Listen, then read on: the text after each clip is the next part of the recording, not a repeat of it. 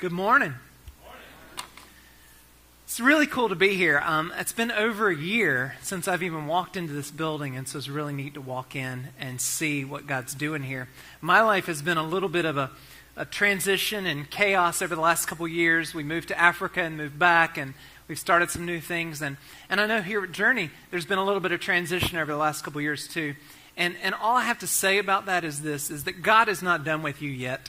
And don't ever feel like that, even personally or as a church. I'm excited. I'm so thankful for Matt and his leadership.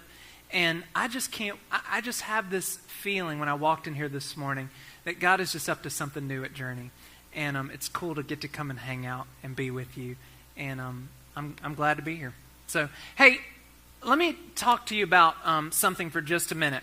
Do you remember a few weeks ago, there was a news story about this German Catholic priest or bishop, I forget his name, but he had spent millions of dollars on like renovating his lavish compound and house and stuff. And it became a news story. It was a waste of money or whatever. And the Pope, the current Pope, quickly suspended him or fired him. And along with the administrator of the diocese that he was in Germany. And it was this crazy news story. Now, I'm telling this not because I don't think you ought to build big houses. So I don't want to say anything about that. But I will say this. And in fact, I really don't think there's anything wrong with a big house. But I will say that news story caught my attention because I was thinking of what a Christian is called to live. I was thinking about that, and I honestly thought about this. When I heard the story of this priest, this bishop, I have no idea about him, or there was probably other things going on behind the scenes in terms of money and all this kind of stuff. I have no idea. But I thought about this Catholic priest, and I contrasted him in my mind with another Catholic figure that you all know of, Mother Teresa. That we all know, we've heard for years her example, her humility and compassion.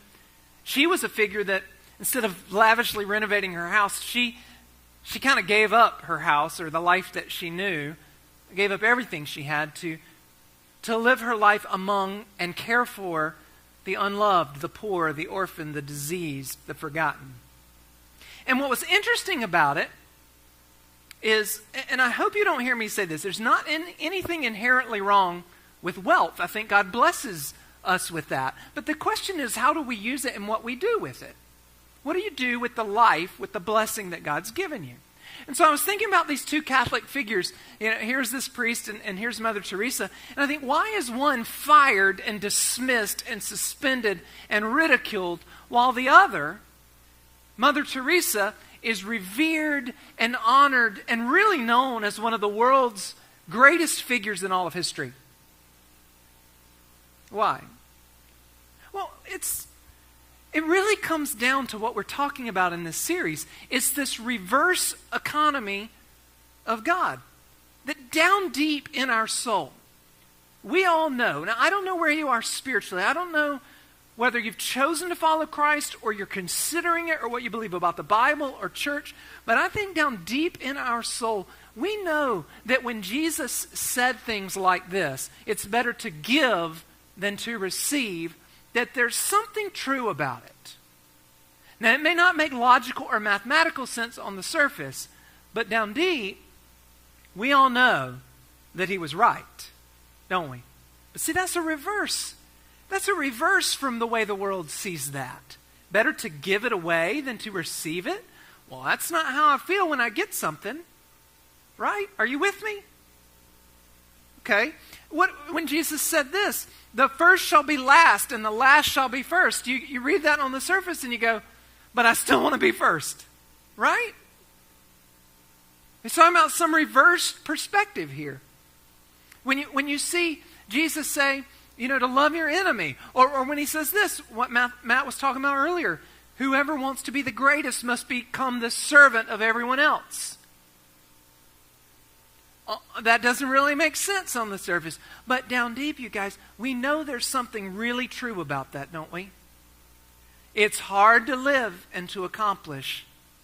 But we know deep down, it's not only the way Jesus lived, but it's the way he calls us to live. That's why we look at someone like Mother Teresa in contrast to the priest that I was just talking about, and we know her name, but we can't even remember his. Right? It's because we know that there's a deep kind of lifestyle difference that she chose that's a lot closer to what Jesus called us to live. And I'll be honest with you, too often, don't our lives just blend in? Don't we just chase the same thing everybody else lives for? I mean, are our lives really all that reversed from the way the rest of the world is?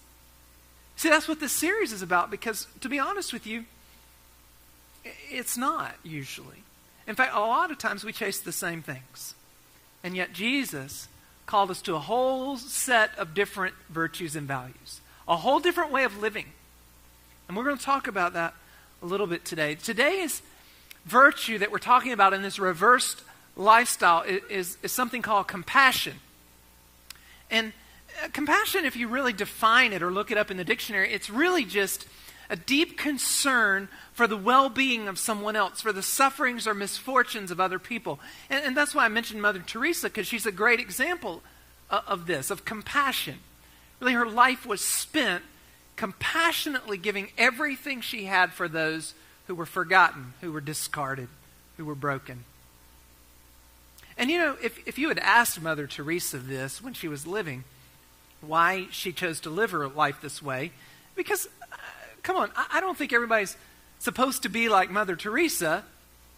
That's not what I'm saying necessarily, but there's something about the way she lived that we're to emulate. And I'll be honest with you, if you'd asked Mother Teresa, she would have said she was just emulating Jesus Christ, that she was not doing anything other than what Jesus would have done or the way Jesus would have lived. And it wasn't really about her. She was just following Jesus.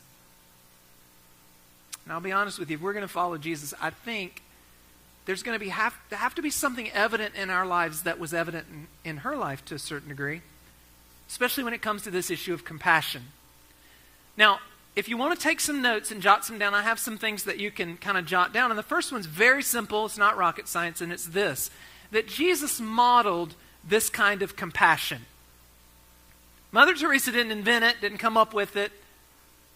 I mean, we can think of her as a hero, but really, Jesus was the one who called us to this. He's the one who modeled it. He's the one who said, this is the marker, or one of the markers of Christianity, is living your life caring more about other people than you care about yourself. Again, reverse economy. That doesn't make a whole lot of sense because we're taught to look out for number one first, right? For me. And yet Jesus said, no. I want you to live opposite of that. I want you to put others before you. Now, Jesus modeled this kind of compassion. I want you to look at Matthew 9, verse 36 through 38. It says this, when he saw the crowds, Jesus had compassion on them. You see that? He had compassion. In another gospel account, it says he was moved with compassion. And then look, he says he was moved with compassion because they were confused and helpless. Now, I don't know who he was looking at. I have a feeling it was just like going to the mall and looking around. Do you like to people watch? Sometimes at the airport or the mall. Sometimes I just sit there. And my wife, this is like, you can sit at Starbucks right there in Birkdale. And you can just look at people go by and you go, wow, this is so entertaining. Now, I think it's probably entertaining for the wrong reasons. But Jesus looked out at the crowds and he saw that they were confused and helpless. Interesting that he saw that. Because oftentimes we see the exterior, but Jesus saw some interior stuff. He saw some internal stuff going on. And if we're honest, even in this crowd, come on guys, I think we're probably a little more confused and helpless than we led on to, right? Think sometimes inside, right now, you're here this morning, and I'll be honest with you, there's probably a whole lot of financial stress, kids stress, relational stress, job stress, chaos going on in your life that you feel a lot more confused and helpless than other people think you are. Jesus looked out at the crowds. He saw confused and helpless people. And he said this. I want you to look at verse 37. He said to his disciples this. It's interesting because it doesn't seem to go together at first, but I want you to look at it. He said to his disciples, he said, you see guys, You look out at these people. He said, the harvest is great, but the workers are few. Now, what does that have to do with compassion? Look at what he says in verse 38. So pray to the Lord who is in charge of the harvest and ask him to send more workers into his fields. It's interesting that Jesus responds this way, that he's moved with compassion. In fact, the word for compassion here in the Gospel of Matthew is a word that's not found before this at any point in the Bible. Okay? If you look through the entire Old Testament, there's an Old Testament translation into Greek that Jesus would have used called the Septuagint. Just quick history lesson. The Old Testament was written in Hebrew, right? The original documents were all written in Hebrew, but it was translated into Greek so that because the world was becoming Hellenized during Jesus' time, Greek Empire was huge. Jesus would have read, he could have read the Hebrew version, but he probably read the Septuagint, the Greek translation of the Old Testament. In classic Greek, this word used here for compassion is never found previous to this occasion in Matthew. It's almost as if Matthew is using a whole new word to describe how Jesus felt. That's how big this is, this word compassion. Jesus felt something that may have never been felt before this time. It's a deep emotional turmoil. He looked at us. He looked at the crowds of people, and it says he was moved with compassion. It's this deep, unsettled feeling that says they're not okay, and I have to do something about it. That's how Jesus felt. Now, we're going to talk some more about this, but I want you to look at the second thing. Jesus modeled this kind of compassion. It's all through the New Testament, all through Jesus' life, the kind of people he hung out with, the kind of people he reached out to, the kind of things he said. Jesus was all about the broken, the helpless, the lonely, the unloved, the poor. I mean, the sick. Constantly, this was what he was about. Now, his disciples, when they were following him, when they first started following him, I think they followed him because they wanted him to be a king. They wanted him to be strong. They wanted him to set up an empire. They wanted him to overthrow the Romans and all. And yet Jesus seemed to demonstrate something completely different than that. His disciples didn't get it first, but they got it later. That's why you and I are here. Listen, Jesus modeled this kind of compassion, and then he asked us to do the same. He asked us to have this same kind of compassion. Now I want to read a few verses to you that show how Jesus asked this of us. The Bible's filled with it. I'm just going to give you a few. One time Jesus was asked what the greatest commandment was, and you may be familiar with this verse, but they were trying to trap him actually. They were trying to get him to say one law was more important than the other laws, right? Because they say to him, what's the greatest commandment in all of the law? It's kind of a trap. And Jesus said this in Matthew chapter 22. It says this, Teacher, which is the greatest commandment in all the law? And Jesus replied, love the Lord your God with all your heart, with all your soul, and with all your mind. Interesting. But Jesus doesn't stop there. Look. He says, this is the first and greatest commandment. And the second... Now, Jesus, I guess, didn't have to play by the rules, right? They said one. Jesus goes, nope, there's two. The second is like it. Love your neighbor as yourself. All the law and the prophets hang on these two commandments. What was he saying there? He said, yeah, of course, the greatest commandment is to love God with all your heart, soul, and mind. Love him actively. That's what you were created for. That's why you're here, to be in relationship with the Creator who made you. And you may not realize that yet, but I'm telling you it's true. You were. But Jesus goes on to say, but there's something second that's tied to it, that's a part of it, that's a reflection of it, and that's your love for other people. In other words, Jesus is saying this, it's like it, it's the same thing, it's together with it. To love God, you are going to love other people. You can't do either one of those things well separate from each other, I believe. Jesus is saying these two things go together and everything else hangs on them. Loving God causes love for your neighbor. Then he tells a story about that on one occasion, about the Good Samaritan, and he tells this whole story, and we're going to do that in this series. It's a great story, and Jesus was trying to indicate to us and talk about what does it mean to love your neighbor? What does that really mean? Most of us don't even know our neighbors, do we? What does it mean to love your neighbor? Jesus says it's one of the greatest commandments. Look at another occasion. Jesus said this. He's talking to his disciples, and he says this to them, "A new command I give you." Do you see the reverse thinking here? Or he says, I'm going to tell you something totally new, a totally new way to live. I'm going to ask you to live a way that doesn't seem the way the rest of the world lives, but I'm going to ask you to do it. A new command I give you, and look what he says, love one another. Well, that doesn't sound all that new, does it? But look what he goes on to say. As I have loved you, so you must love one another. Now, guys, I'm going to tell you right there, you could spend some time on this. Don't just skip over that part.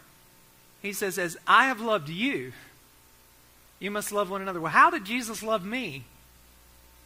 We pretty much left heaven, came to earth, was born in a stable, grew up, lived, was tortured, died for me. Now, I really don't know what you believe about that whole story, but I'm going to tell you, that was his demonstration of love for you to say, I love you, and I want you, and I'm dying for you. And Jesus says, as I've loved you, that's what I want you to do for one another. That's what Jesus calls us to. In fact, look what he says next in verse 35. It says, by this, everyone will know that you are my disciples if you love one another.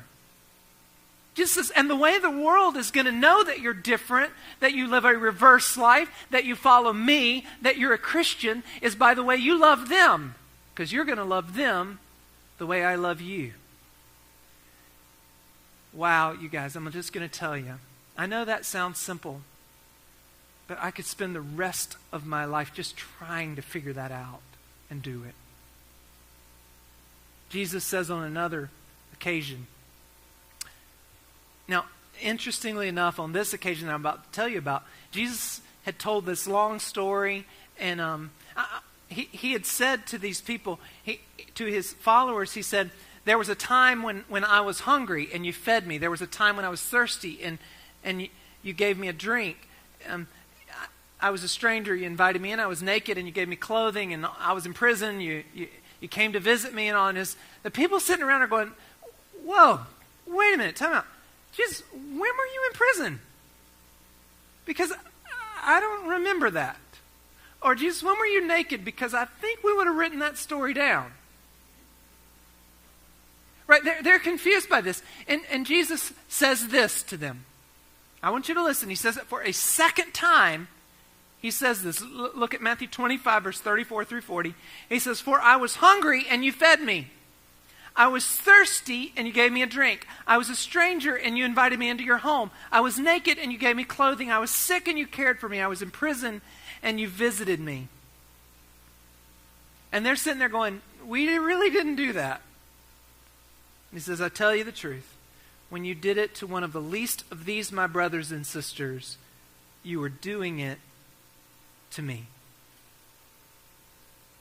You see, Jesus didn't just call us to live lives of love and compassion for the world. He said that he's commanding us to, and when we do, when we love people, when we give our lives away for people, when we are compassionate toward the broken, the lonely, the discarded, rejected, we are actually caring for him. That our love for the world is a direct reflection of our love for Jesus. Do you see it? That's what he's saying. If we love Jesus, then we demonstrate that by our love for our neighbor, our love for the world, our love for people who are unloved and unlovely. Notice in all these passages, Jesus isn't just talking about the way we feel, that we ought to love on the inside. He is calling us to an action, to do something. Love is not something you just feel or say, right? I mean, come on, wives, for a minute. Think for a second. Your husband or your boyfriend or whoever, love is not something you just say or feel, right? That's not quite enough. Is it? Come on. Love is something you do, right? So if your husband loves you, he can say, I love you 1,000 times, but if he never washes the dishes, if he never cleans the house, if he never cares for you, then what? Does he really love you? I mean, I'm just being honest with you for a second. You might have to have a conversation with him and let him know that's not real love. Guys, you didn't know you were going to get that this morning, did you? You see, Jesus even said that love is an action. It's a lifestyle. It's the way we live. Compassion is something not that you just feel. You just watch the news and feel sympathetic. No, compassion that Jesus felt and called us to is empathetic. It's okay. Get up and do something. Do something. Jesus was moved by compassion and he did something. He gave his life out of compassion. He didn't have to, he did. In fact, the greatest verse in the Bible tells us about this. John 3:16, that God so loved the world that he was moved to do something about it, right? Now, I don't even understand all that, but I know that God loved this world so much that he gave his only son. The greatest price you could give. God did something to demonstrate his love, and Jesus is calling us to do the same. Real compassion, you guys, real compassion always results in giving.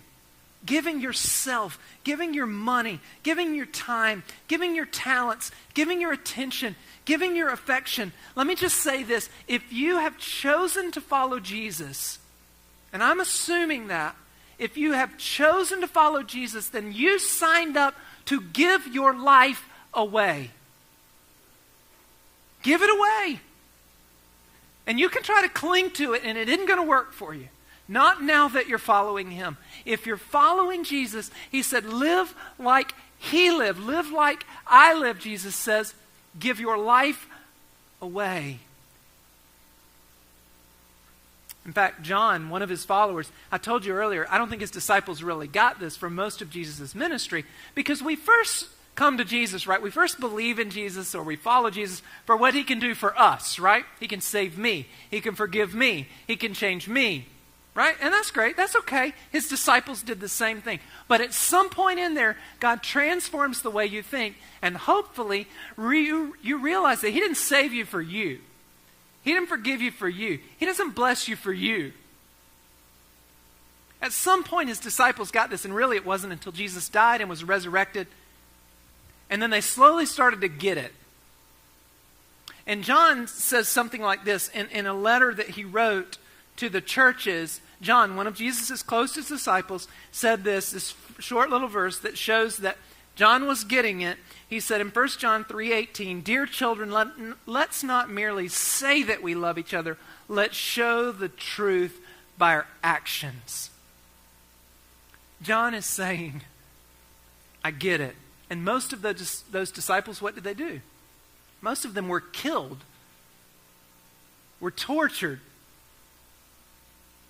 for taking this good news about Jesus Christ and loving the world and letting them know about him. You see, John said it's not enough just to say we love the world, but we have to do it. The reason I'm saying this is this. I think the world is rather disillusioned and discouraged by Christians and churches who say they love the world but really don't do anything about it. Will you be honest? Do you understand that? Would you agree to a certain degree? I just think that people outside of the church, people who are far from God, they really don't see our words matching up with our lives. And I'll be honest with you, that's convicting to me, because I don't believe you can love God without loving what God loves. I just don't think you can do that. A few years ago, and I'm going to tell you a little bit of my story, and Matt asked me to share a little bit of my story, but I want you to know, as I share my story, my biggest concern with sharing my story is I don't want it to draw attention to me. Look what I did. Because, listen, my life is just as flawed and messed up as everybody else's, okay? So just hear me say that. So as I share my own story, please Don't think, oh, look, he did some great things. Please don't. But a few years ago, I was deeply convicted about this whole idea that I'm talking about today. I was the pastor of a growing church. Some of you may have heard of it before. Some of you have no idea what I'm talking about. I lived in the suburbs right here in Huntersville, nice house, 3 beautiful kids, 2 cars. Actually, it was more than 2 cars, but that's beside the point. Just the typical American life. I mean, what we all aspire to, right? We were middle class and comfortable and loved it. The interesting thing was that I was a pastor of this church, and I would preach here on this stage about giving your life away and about sacrificing and surrendering everything for the sake of Jesus and the world that he died to save and love. And I would go on mission trips to desperate places in the world like Ethiopia and Honduras and Sudan and Uganda. And I would come back and while I was there, I would see people just desperate and dying for medicine and just dying because they didn't have enough food to eat.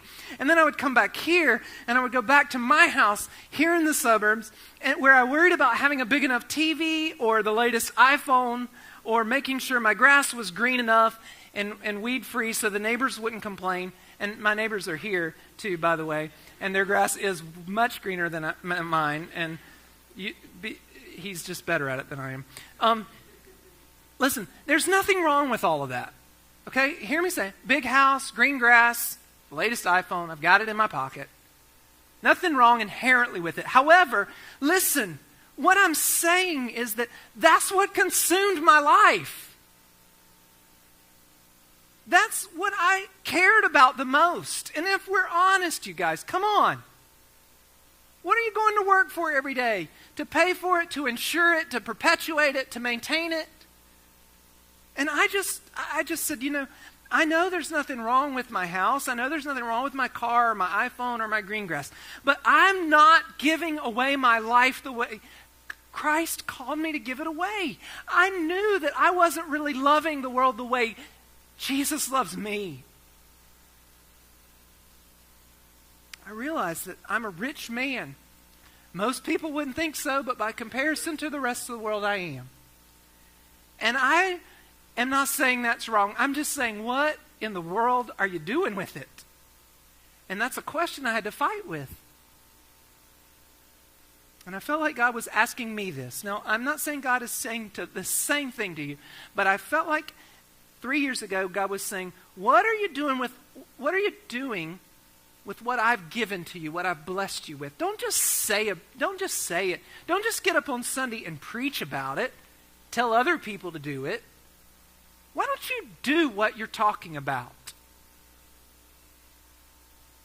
Why don't you give your life away? Why don't you love the world the way I do? Why don't you do that?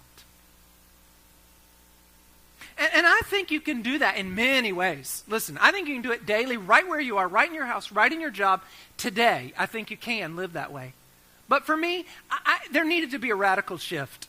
A radical shift. And so, we did something about it. We just moved to Africa. Now, what I did is I quit my job. Thanks, Matt, for taking over. We sold most of our stuff and we moved to Africa. And please don't understand that I'm not saying today that's the only way that you can have compassion for the world and surrender and give your life away for what Jesus is calling you to do. But I'm not saying all of you should be called to do it, but some of you probably are. Like, there's a world that's desperate and broken and dying. And you're pretty wealthy. And you could decide today to do something, to go there, to move there, to feed people, to clothe people, to house people. Because you can. You have the resources to do it. So some of you need to get on a plane like probably in the next few months and go. But I'm not saying every one of you should. I just think somebody probably should. whatever you're going to do to live out what I'm talking about, I just know this: you better do something if you're following Jesus. Because if you don't do anything, I don't know that you're really following. Why would we make a decision like that? I mean, why would we love the world that extreme? A Mother Teresa, a Jesus kind of, why would we be that compassionate? Why would I say to you, you are all called to give your lives away? Well, first, it's this: out of our gratitude for what God has done for us, right? Out of our gratitude for the compassion God has shown us. This isn't, again, not rocket science. God loved us first. That's why we love, right? We don't love because we think we are good enough to love. Listen, there's a verse that says this in Ephesians where Paul says, serve wholeheartely as if you were serving the Lord, not men. Why did he say that? Because when you're serving because of your gratitude and love for God, it's endless, because God deserves everything you got. In fact, he gave everything to you. So if you're serving God, if you're serving the world, is really you're serving God, then listen, you're doing it out of gratitude for him. Let me explain it like this. We don't do good things. You don't give away your money or serve the poor or feed the homeless or adopt a child or whatever it is. You don't do that because you think God is going to be more pleased with you. Okay? That's a faulty way of thinking. And that is not true. The only way God is pleased with you is because of what Jesus has done for you.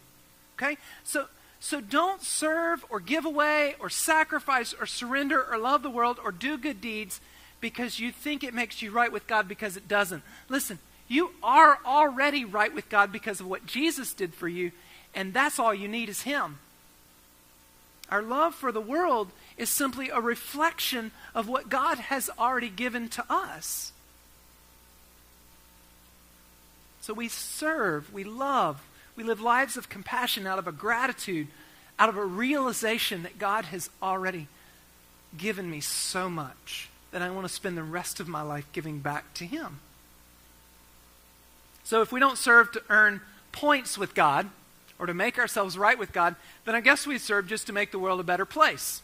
Now, for me, this is interesting because sometimes this seems to be the reason for missions or for serving or for giving or whatever. And I'm just going to say, that's not right. We're not going to make the world that much better of a place. Okay, now you may be hearing me and go, what? Listen, if you read the Bible and you believe what it says, the world's going to get worse. In fact, it says that as we move toward the end, that there are going to be more famines, more disease, more wars, more turmoil, more suffering. Now, I don't know what you do with all that, but I'm just telling you, I believe the Bible's true, and I believe that's where we're headed. So why should we do anything then if it's just going to get worse? You see, I believe that as followers of Jesus, we are not serving and loving and giving our lives away to make the world better. We should be broken over the tragedy of hunger, disease, homelessness, poverty, abandonment, abuse, neglect. I believe it's our responsibility to do something about all of those things, you as a follower of Jesus. But I'm not interested, listen to me carefully, I'm not interested in creating a world of well-fed, healthy, housed, prosperous people who never find out what they really need, which is none of those things. We ought to be concerned about social justice and fighting for the poor and the widow and the orphan. The Bible is very clear about this, you guys. But you can feed people's bellies and leave their soul empty. You can give medicine to people that makes them well, but never show them how they can really be well forever. I want to feed people to let them know that there's a God who can satisfy their deepest hunger. I want to house people. Make sure they have a home. To take care of them, yes, but more importantly, to show them that there's a God who cares even more for them and has an eternal home prepared for them. I want to give medicine to people so that they can be well, but more importantly, I want them to know that there's a God who can heal them forever. If we ever disconnect the good news of Jesus from the good deeds that we do, then we're just trying to make the world better. And you guys, that's a futile attempt. It won't happen. When my daughter was 3, she's 9 now, she thought that when you get hurt, you get a boo-boo, right? You put a Band-Aid on it and you're all better. I mean, really, and it was a psychological wonder. It was awesome. You just, every time she was upset, well, you want a Band-Aid? It'll make it all better. Right? You do this with your kids? And psychologically, she thought it was. But listen, I'm just going to tell you that serving the world, this is a popular thing to have compassion and give away and serve the world. Listen, doing that without the good news of Jesus Christ, that what they really need is to be saved and rescued and forgiven and find the hope and peace of Jesus forever. That's what they really need. If you disconnect those two things, it's like putting a Band-Aid on a boo-boo and thinking it's going to all get better. You see, it's like moving the deck chairs around on the Titanic. It's going to get worse. It doesn't need a Band-Aid. It needs to be fixed. And the only solution is Jesus Christ. Now, we could talk about that forever, and I don't know what you believe about that, but I need you to hear my heart on it. So we serve. I serve. I went to Africa. I want to live every day out of gratitude for God's great compassion for me. And that's why I want to spend the rest of my life using it up for Him, loving people the way He's loved me. I believe the greatest reason we do good things, that I'm asking you to live a reverse life, giving your life away, is this: to display and demonstrate the love and compassion of God to a world that is dying to know it. To a world that is dying to know the hope and the peace they can only find in Jesus. They won't listen to you about that message until you care enough to meet their needs. Jesus knew this. Jesus did it. Why do you think Jesus healed the sick? They got sick again one day, right? He didn't heal them so they'd be sick forever. He healed them so they would realize who He was. He was Jesus. He had the power over everything. And He wanted them to turn their lives over to Him and follow Him. Jesus always met their needs so He could meet their deepest need. Do you understand? I believe that that's why we serve. That's why we have compassion. Remember in Matthew 9 at the beginning when I read this, when Jesus was moved with compassion when He saw the crowds? It's interesting, I told you, that the very next thought Jesus had was what He said to His disciples. The harvest is plentiful, but the workers are few. You know why? Because Jesus knew what they really needed, right? Jesus saw that they were helpless and lonely and broken and rejected and discarded. He saw all of that, and He was moved with compassion. Why? Because He wanted to give them a new house or a little bit of medicine or some food? No. Because He saw they were like sheep without a shepherd, and He looked at His disciples and He said, look, you guys, the harvest is plentiful, but there are not enough workers. What He was saying is, too many of us are living for ourselves. And Jesus said, so pray to the Lord to send more workers into the field. That's often what we do, is pray, God, send somebody. Just not me today. Jesus said this one time. It's interesting. You know the Bible says that Jesus is the light of the world, right? John, the first chapter is beautiful. It says the light came into the darkness, and it's just a beautiful description of who Jesus is. But Jesus was looking at His followers one day, and He said this. He said, you are the light of the world. And they're probably looking at Jesus going, wait, I thought that was you. And Jesus says, no, it's you. You are the light of the world. Look what He says, Matthew 5, 14 through 16. You are the light of the world, like a city on a hilltop that cannot be hidden. No one lights a lamp and then puts it under a basket. Instead, a lamp is placed on a stand where it gives light to everyone in the house.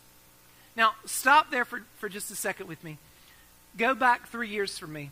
What I was saying was, in my story, is that I feel like Jesus saved me and blessed me and forgave me and gives me hope and purpose and peace. But I'll be honest with you, my life, for most of it, has been covering up that light and keeping it for me.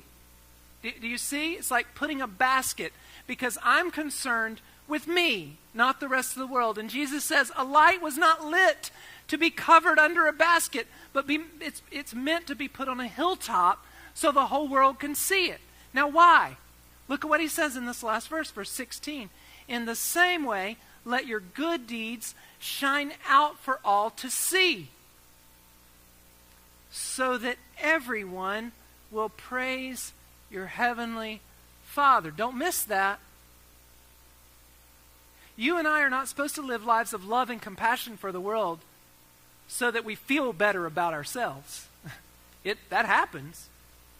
We're not to live lives of love and compassion to make the world a better place. We're not to live lives of love and compassion because it makes us look great to our friends. Why does Jesus say, let your light shine through the good things you do, through the way you love the world, so that what will happen? So they will see the God who saved you and changed you, and they will know him. And they may forget your name, but they won't ever forget his.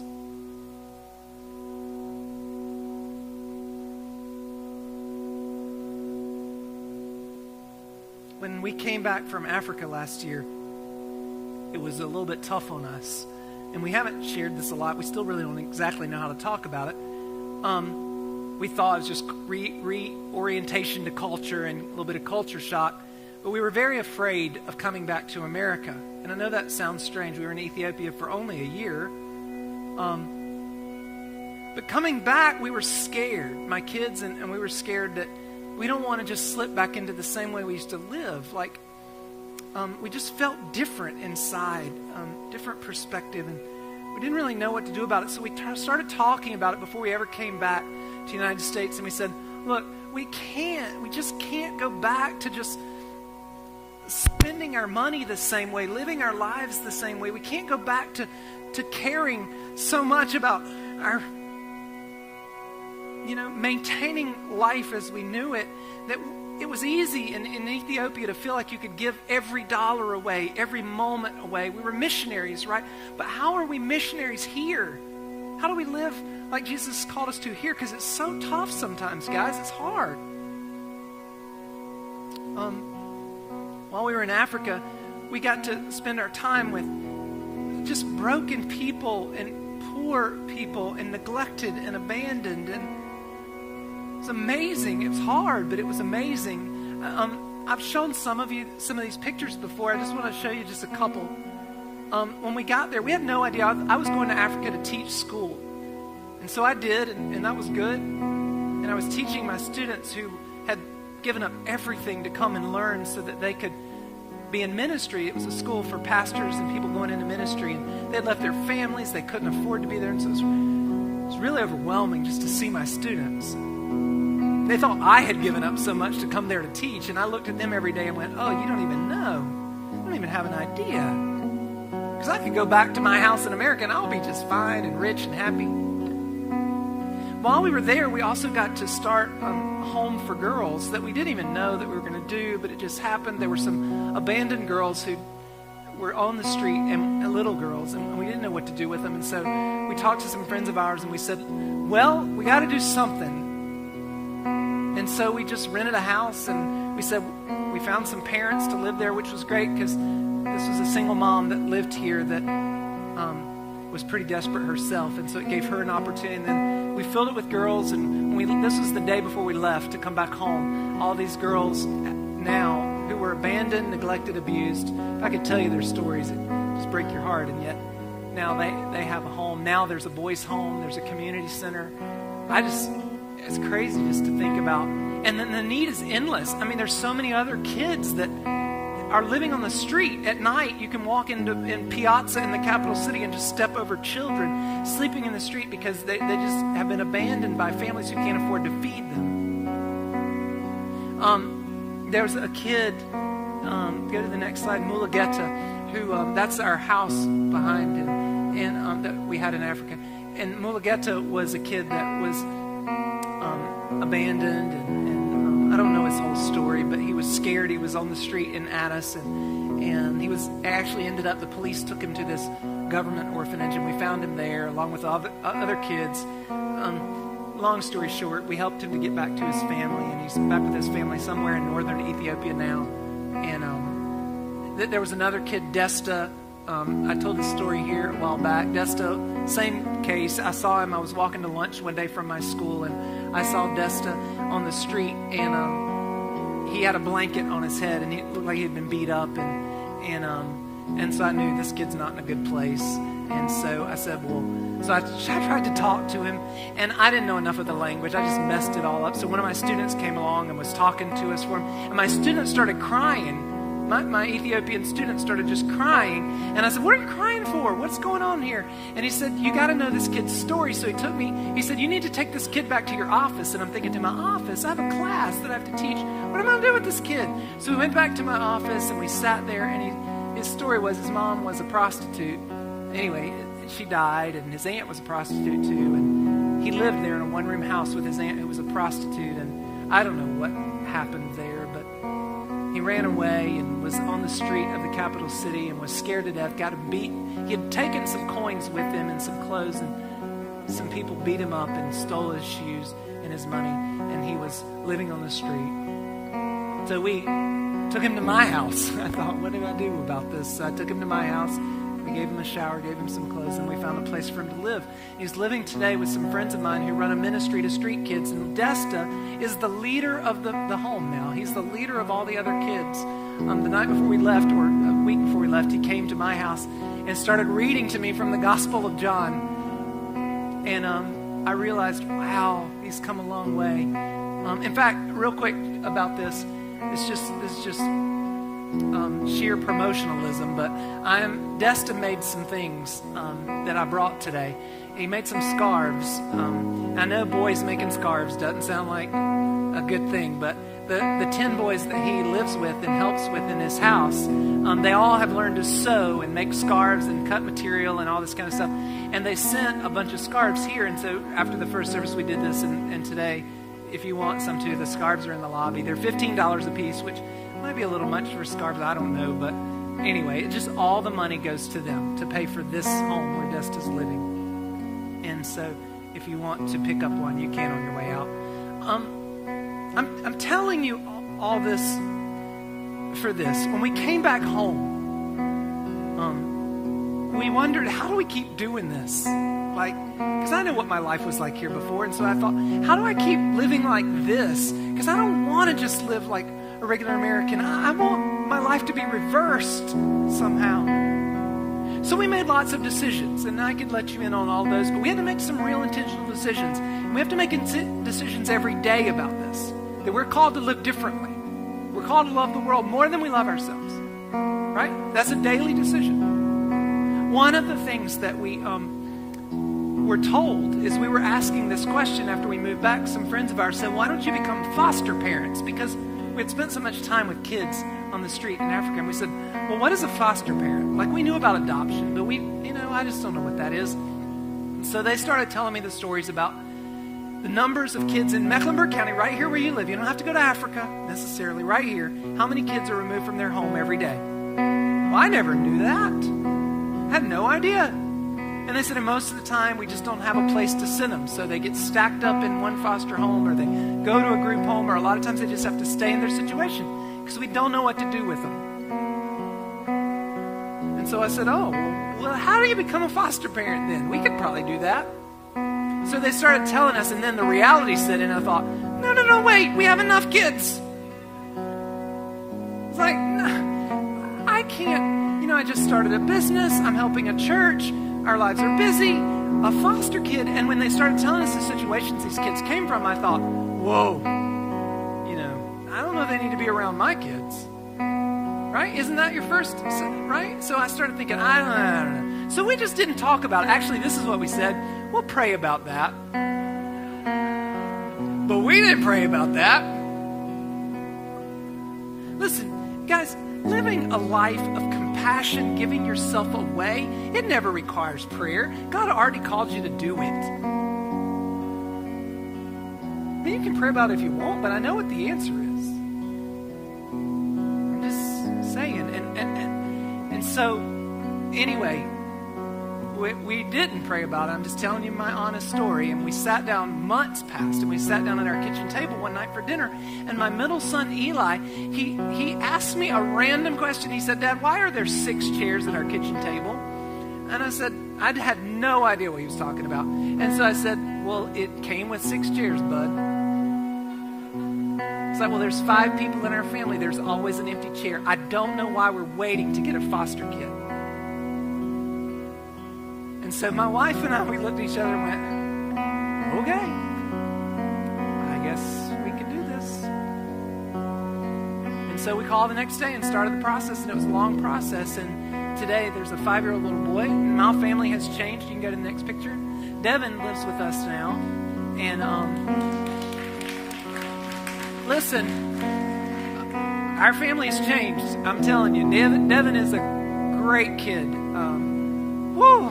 It's hard work. He's in kindergarten. He's 5. And I forgot what it's like to have a 5-year-old in kindergarten. It's been tough on all of us the last 2 months having a foster kid. But you know what?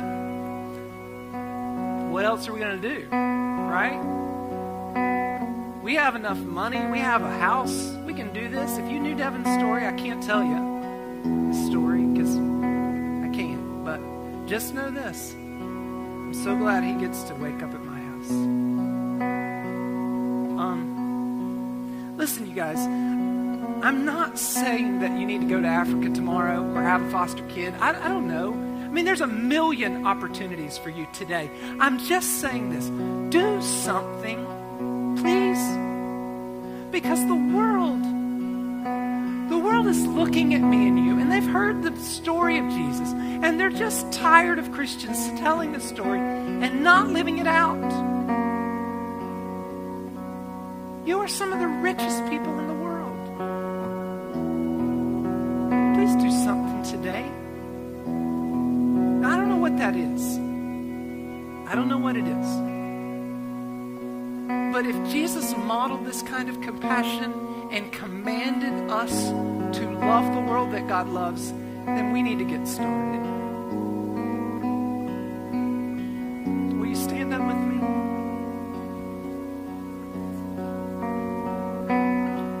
I'm going to pray that God gives you just the courage just to do something. That's what this series is about.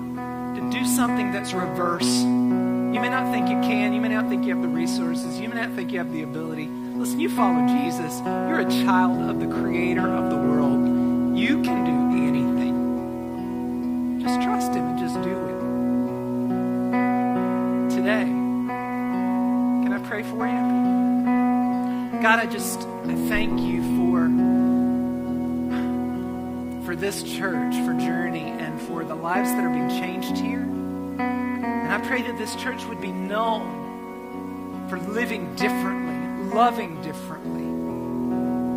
That we give our lives away. We give our money away. We give our time away. We love the world. Instead of just pointing fingers at it, we wrap our arms around those who are hurt and lonely and broken and rejected and discarded. God, you showed us how to do it. Forgive us for not doing it for so long. God, help us do that today. God, thank you for loving us first. Thank you for showing us compassion first. And God, as we love the world, I pray that they would never remember our names, but they would always remember yours. In Jesus' name we pray. Amen. We hope you've enjoyed engaging in our worship experience. Everything we do at Journey is to help make a difference in people's lives. If God has been moving and working in your life, we would love to hear your story. You can share it with us at mystory@thejourneyonline.com.